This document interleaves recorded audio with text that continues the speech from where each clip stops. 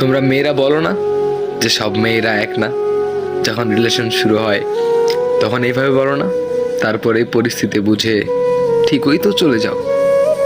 যে কোনো একটা কথা বলে তোমরা কেটে পড়ো, এরকমটা ফার্স্টে বলো না সব মেয়েরা এক না।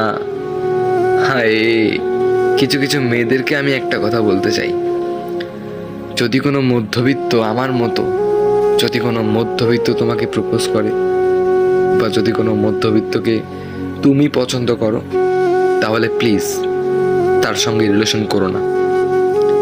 কারণ আমাদের মতো মধ্যবিত্তরা তো তোমাকে আইফোন, দামি দামি শাড়ি, গহনা পাতি, ফুচকা, কোন আইসক্রিম এগুলো খাওয়াতে পারবো না। সামান্য হয়তো বা বাদাম খাওয়াতে পারবো।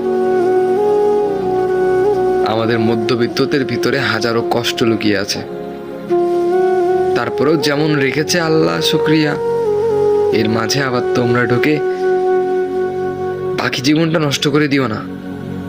কারণ নিজের বাবা মাও বলে তোর মতো ছেলেকে জন্ম দিয়ে আমার ভুল হয়েছে, আর সেখানে তুমি তো পরের ঘরের মেয়ে, তুমি আর কি করে থাকতে পারবে?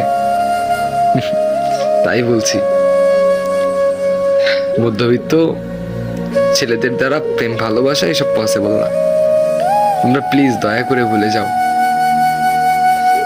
আমাদের বাকি জীবনটাই বই ধ্বংস করে যেতে এসো না। সবাই স্বার্থপর, গরিব হয়ে জন্ম নিলে প্রতিটা মানুষের কাছে অবহেলা পাওয়া লাগে, আর ভালোবাসা ওটা তো আসমানের ওই চাঁদ, যেটা ধরতে সাধ্য লাগে, আর সেই সাধ্যটাই আমার নাই।